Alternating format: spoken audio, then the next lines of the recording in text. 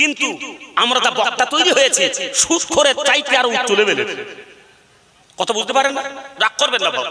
আমি নিজে বক্তাও নিজের কথা বলছি। সুদখোরের উপর লেভেলে কিছু বক্তা তৈরি হয়েছে, তাদের জন্য আজকে জাতি ধ্বংসের পথে। যদি বলে 20,000-এর উপরে আর বলে সুদখোরকে স্টেজে তোলা ভালো, তো ওই সুদ করে তোলা ভালো না। জাতি প্রথমে মৃত্যু, এরপরে অ্যাকশন ধরবো কবর। কথা বলতে পারলেন? এখন টাইম কি এক মৃত্যুর পরেই মনে হয় খবর হয়ে যাবে আজকে। হ্যাঁ, এক মৃত্যুর পরেই আজকে টাইম শেষ। আমি যতটা আইডিয়া বুঝতে পারছি। তাফসীর খুব লম্বা চওড়া বাব মৃত্যুর উপরে। খেয়াল করে শুনে নেন, বিশ্বনবী রাসূলুল্লাহ সাল্লাল্লাহু আলাইহি ওয়াসাল্লাম জানিয়ে দিয়েছেন, শোনো, লিরুজুলিন ইয়াইযুহু আগাতানিম খামসা ক্বাবলা খামসিন। ও মুসলমানরা ভালো করে শোনো, পাঁচটি গান আসার আগে আমার উম্মতেরা পাঁচটি বিষয়ের তোমরা গুরুত্ব দেবে। পাঁচটি জিনিস আসার আগে পাঁচটি জিনিসের গুরুত্ব দাও। শুনুন, জাতিকে যদি কিছু নাও দিতে পারি, অট্ট হাসি দিয়ে, কিসসা কাহিনী দিয়ে জাতির ধ্বংস করব না। যতদিন আল্লাহ যেন ডাইসে রাখে, এটা আপনাদের কাছে আমার দোয়ার জিকির, আপনারা দোয়া করেন, ততদিন যেন কোরআন হাদিস এর উপরে যেন কথা বলা আল্লাহ যেন তাবারক তৌফিক দান করেন। বড় দুঃখ লাগে, আজকে জাতির সামনে যদি কোরআন হাদিস থেকে ভালোভাবে উপস্থাপন করা যেত, আজকে সুদখোর খুঁজে পাওয়া যেত না। কিন্তু আমরা যা বক্তা তৈরি হয়েছে সুদখোরের চাইতে আরো উচ্চ লেভেলের কথা বুঝতে পারেন না, রাগ করবেন না বাবা। আমি নিজে বক্তাও নিজের কথা বলছি। সুদখোরের উপর লেভেলে কিছু বক্তা তৈরি হয়েছে, তাদের জন্য আজকে জাতি ধ্বংসের পথে। কিরকম? 10,000-এর নিচে আসবো না, এ সুদখোরের চাইতে আরো খারাপ। কথা বোঝা যাচ্ছে? কেউ যদি বলে 20,000-এর উপরে আসবো না, সুদখোরকে স্টেজে তোলা ভালো, তো ওই সুদ করে তোলা ভালো না। জাতিকে আজকের ধ্বংসের মুখে ফেলে দিল।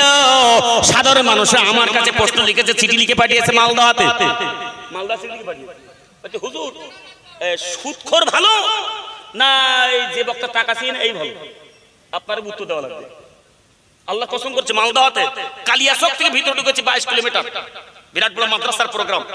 আমি অদ আপনাদের দোয়ায় ঘুরছি, তো প্রশ্ন আমাকে দিয়েছে, হুজুর আপনার উত্তর দেওয়া লাগবে। আমি তখন কিংকম্প বিমূঢ় হয়ে গেছে, কি বক্তব্য বলবো। আমি তখন ভাবছি কি বলবো, কোন দিকে ফতোয়াটা ঝাড়ি, আলেমে দেবো না সুদ করে দেবো, কোনটা দেবো? আল্লাহু আকবার। আল্লাহ কোরআনে বলেছেন, ওয়ালা তাসতরু বিআয়াতি সামানান কালিলা ওয়া ইয়াইয়া ফাত্তাকুন। এটা সূরা নম্বর 2 পারা আয়াত নম্বর 41 সূরা বাকারা। আল্লাহ বলেছেন, তোমরা আমার কোরআনে আয়াতকে নগণ্য অর্থের বিনিময়ে বিক্রয় করো না, আমাকে ভয় করো। আর সুদখোরদের বলেছেন, লাআল্লাকুম তুফলিহুন, ও থেকে ছেড়ে যাও, তোমরা আত্মরক্ষা করো। খুব ভালো বলেন। আচ্ছা, ভয় করাটা ভালো না আত্মরক্ষার কথাটা আরো গুরুত্বপূর্ণ? কোনটা? ভয় করা সবচেয়ে গুরুত্বপূর্ণ, আত্মরক্ষাটা পরে ব্যাপার। তো আল্লাহ এখানে বলছে, তোমরা আয়াতকে বিক্রয় করে খেও না। আজকে তো আমরা সেই আলেমদের স্টেজে না, তুমি আমাদের তো বক্তব্য ভালো লাগে না।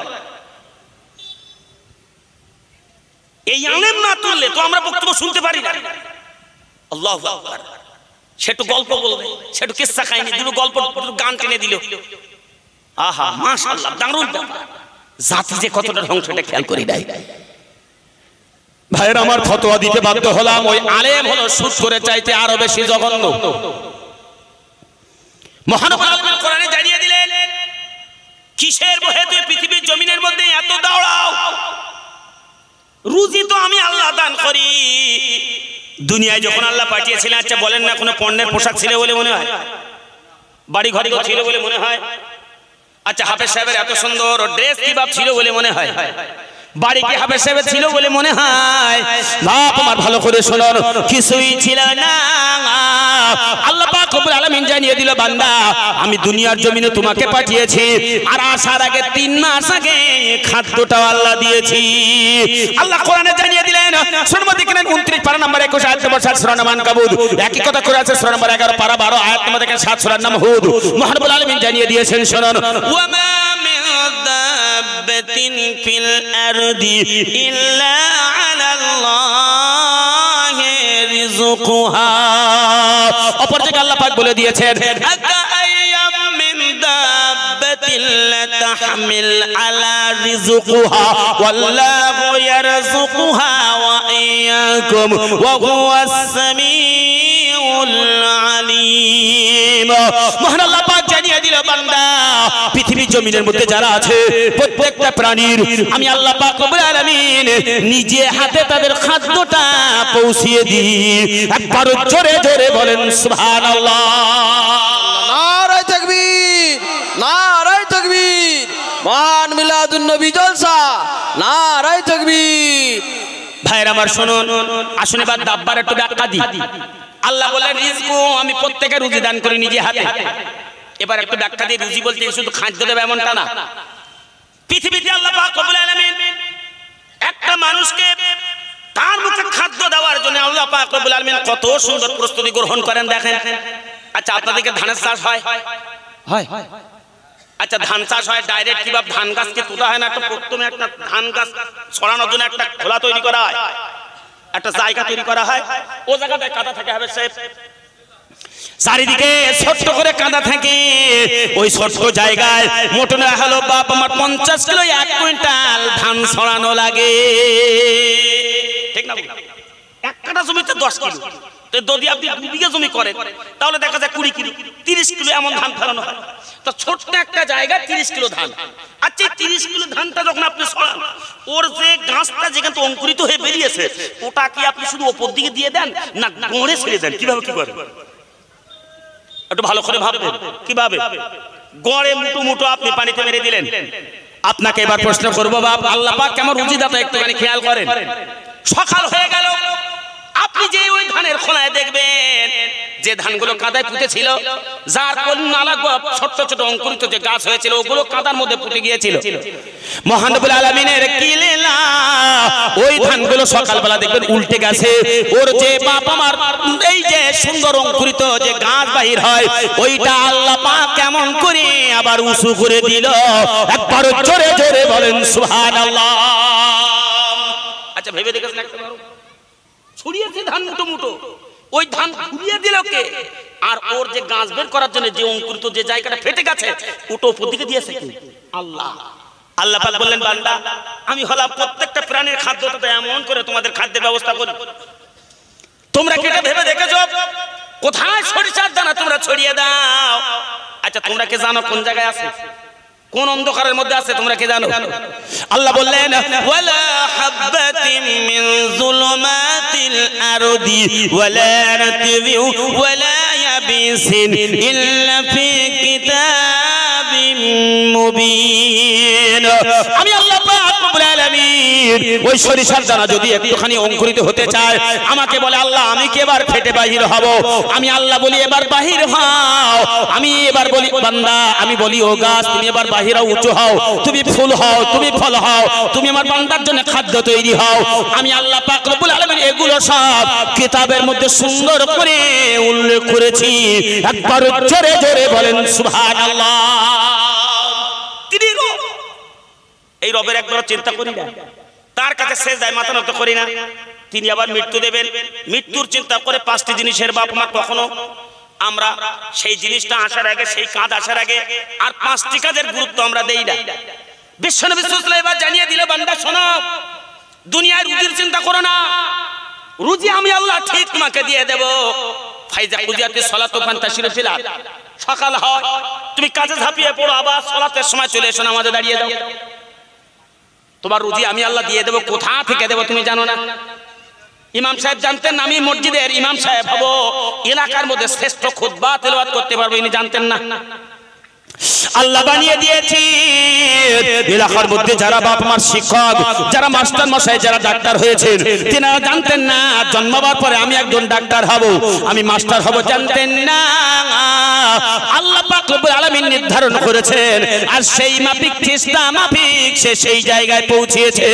একবার জোরে জোরে বলেন সুবহানাল্লাহ।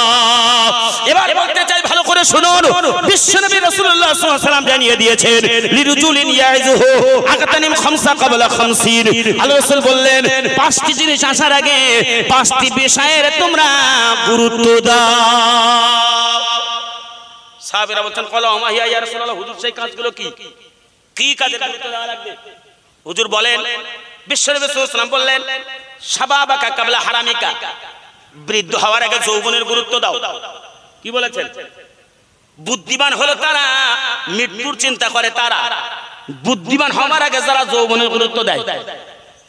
দ্বিতীয় নম্বরে বিশ্বনবী জানিয়ে দিলেন সিহতিকা কাবলা সাকামিকা, অসুস্থ হওয়ার আগে সুস্থতার গুরুত্ব দাও। তৃতীয় নম্বরে গিনাকা কাবলা ফাকরিকা, অভাবগ্রস্ত হওয়ার আগে অভাব মুক্ততার গুরুত্ব দাও। ফারাগাকা কাবলা শুগলিকা, ব্যস্ততার আগে অবসর টাইমের গুরুত্ব দাও। পঞ্চম নম্বরে হায়াতুকা কাবলা মাউতিকা, মৃত্যুর আগে তোমার হায়াতের গুরুত্ব দাও। কটা কাজ? এই পাঁচটি কাজ যারা নিয়ে চিন্তা করে, এই পাঁচটি কাজে যারা গুরুত্ব দেয়, পৃথিবীতে এরাই হলো মৃত্যু চিন্তা করে, এরাই হলো বুদ্ধিমান। এরা পরীক্ষায় পাস করবে।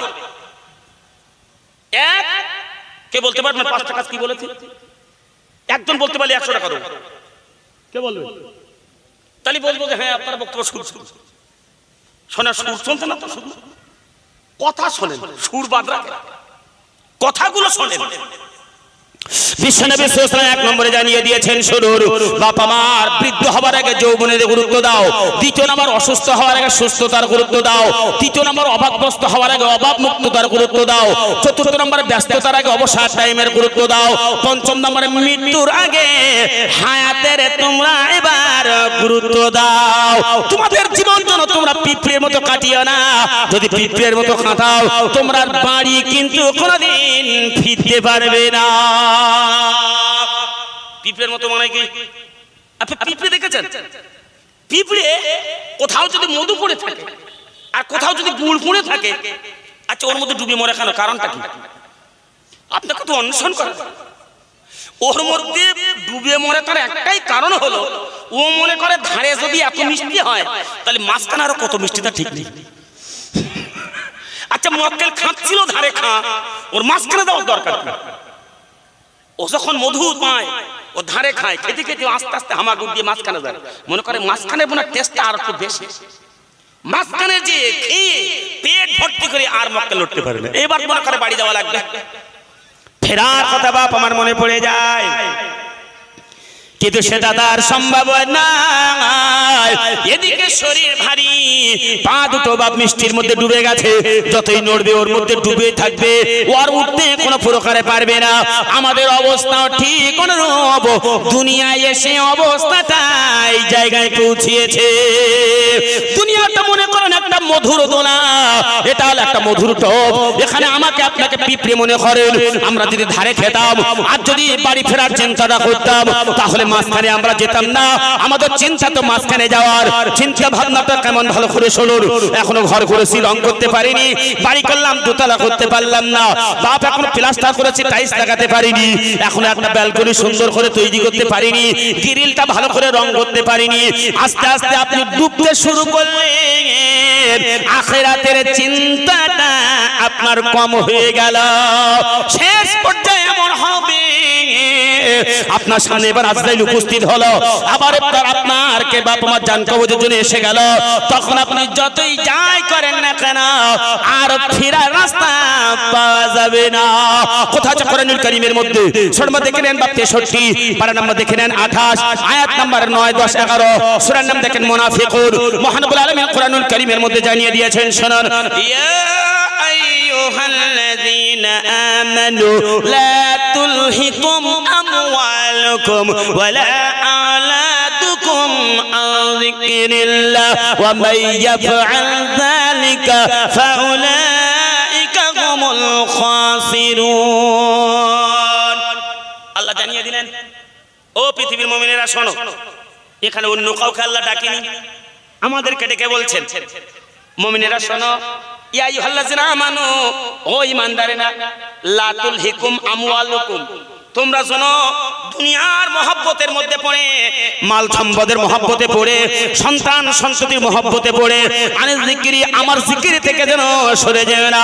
ওয়া মাইয়া পাল, যদি তোমরা সরে যাও, ফাউলাইকা হুমুল খাসিরুন, ওই পিঁপড়ে যেমন বাড়ি যেতে পারিনি তোমরাও সেদিন কিন্তু বাড়ি আর কোন প্রকারে যেতে পারবে না। এবার আজরাইল তোমার সামনে এসে যাবে, তখন তুমি এবার আজরাইলকে বলবে ওয়া আনফিকু মিম্মা রাযাকনাকুম মিন ক্বাবলি আই ইয়াতিয়া আহাদাকুমুল মাউত ফায়াকুলা রাব্বি লাউলা আখখারতানি ইলা আজালিন করিব ফাআসাদদাকা ওয়া আকুম মিনাস সালিহিন। এই বক্তব্য যখন তোমার তুমি দিও না, আজরাইল যখন দেখতে পাবে, আজরাইল যখন তোমার সামনে আসবে, এই বক্তব্যটা বন্ধ রেখে তোমার বক্তব্য দিও না। তখন বক্তব্যটা কি হবে? ওই পিঁপড়ের বক্তব্যটার মতো অবস্থা হবে। আজরাইল দেখতে পেয়েছে, ও তখন আজরাইলকে বলবে ও আজরাইল একটুখানি অপেক্ষা করো, ওয়ানফিকু মিম্মা রাযাকনাকুম মিন ক্বাবলি আইয়াতিয়া আহাদাকুমুল মাউত, মৃত্যুটাকে একটুখানি থামিয়ে দাও। এবার আল্লাহ আমি তোমার দিনের রাস্তায় দান করব। আসল মুফাসসিরে কেরামরা আনফিক শব্দ দিয়ে বাপ আমার সম্পদ দান করার কথা বলিনি, মাল দান করার কথা বলিনি। এখানে বাপ আমার মুফাসসির গণেরা 5টি দানের কথা উল্লেখ করেছে। 5টা কথা বলবে তখন সে। 1 নম্বরে বলবে আমার একটুখানি টাইম দাও। 1 নম্বরে আমি মাল দান করব। 2 দিনের রাস্তায় সময় দান করব। 3 ইলম উপার্জন করব। 4 মানুষের সাথে সদ্ব্যবহার করব। 5 পিতামাতার খেদমত করব। ভুল যা করেছি আর ভুল করব না। আমার একটুখানি সময় দাও, এবার দিনের রাস্তা আমি দান করব। আচ্ছা বলেন, আজরাইল সামনে এসে গেছে আর আপনার এই লেকচার তখন চালু হয়েছে, আজরাইল শুনবে বলে মনে হয়? তবে হ্যাঁ, বলতে পোতায় আজরাইল আসে কম, এখানে অসুবিধা হবে না। আজরাইল যা ঘটছে আমাদের ভিতরে পঞ্চায়েতে, আল্লাহু আকবার, এই 1 মাসের মধ্যে প্রায় না হলো 8টা-10টা জানাজা হয়ে গেছে। আর সব মরেছে 45, 43, 50, 60-এর কোটায় কেউ যায়নি। মানে 60-70 যাদের বয়স হয়েছে এরা লাস্টিং করে দেবে বলে মনে হচ্ছে। আর 40, 45, 50 যারা আছে খুব করে গা ঘেমে থরথর করে কেঁপে পড়ে যাচ্ছে পরিষ্কার। আজিব ব্যাপার। ভাইয়ের আমার বলি, যেটা ভালো করে শুনুন, সময় যদি সেই সময় না দেয়, যাই হোক না কেন কোনো প্রকারে তো বক্তব্য সেখানে চলবে না, চলবে বলে মনে হয়। মহান রব্বুল আলামিন কোরআনে জানিয়ে দিলেন, কোন ফেরেশতা কারোর হুকুম শুনে না, আমি যা অর্ডার করব সেটাই তারা শুনবে। কারোর কোনো কথা শুনবে না, কারোর কোনো আবেদন নিবেদন তারা গ্রহণ করবে না। কোথা আছে কোরআনুল কারীমের মধ্যে? সূরা দেখে নেন বাপ আমার 66, পারা নাম্বার দেখে নেন বাপ আমার 28, আয়াতটা দেখে নেন বাপ 8, ভালো করে দেখে নেন। মহান রব্বুল আলামিন জানিয়ে দিয়ে সূরার নাম দেখেন তাহরিম। আল্লাহ পাক রব্বুল আলামিন এখানে সুন্দর করে জানিয়ে দিয়েছেন বাপের আমার, ইয়া আইয়ুহাল্লাযীনা আমানু কু আনফুসাকুম ওয়া আহলিকুম নারা وقودها الناس والحجارة وعليه ملائكة غلاظ شداد। মহান রব্বুল আলামিন জানিয়ে দিয়েছে, বান্দা শোনো, নিজে বাঁচো, তোমার পরিবারকে বাঁচাও। আরো বলি বান্দা ভালো করে শুনে নাও, সেদিন জাহান্নামটাকে আমি আল্লাহ পাক রব্বুল আলামিন তৈরি করেছি। ওয়াকুদুহা الناس والحجارة, সেখানকার জ্বালানি হবে মানুষ এবং পাথর, সেখানকার যা ফেরেশতা হবে তারা কঠোর এবং কঠিন। কারোর কথা শুনবে না, আল্লাহ যে অর্ডার দেবে, আল্লাহ যে নির্দেশ দেবে সেটা তারা পুঙ্খানুপুঙ্খানু ভাবে পালন করবে। এখন আজরাইল সামনে এসে গেছে, 1 নম্বর বক্তব্য আল্লাহ সময় দাও, ওটা দান করব, টাইম দেবে না। 2 নম্বর বলো কি আল্লাহ তোমার দিনের রাস্তায় সময় দেব, আজান দিলে আর বাড়ি থাকবো না। 3 নম্বর আল্লাহ ইলম শিক্ষাটা করব, নামাজ কালাম আর সুন্নাহ কিরাত কিছুই শিখতে পারেনি। অধিকাংশ মুসল্লি আমি মসজিদে সমীক্ষা করেছি, তাদের বলেছি কুনুতের দোয়া পড়ো, অধিকাংশ মুসল্লি পারে না। তবে হাবেজ সাহেবের মসজিদের মুসল্লিরা পারে বলে মনে হয়।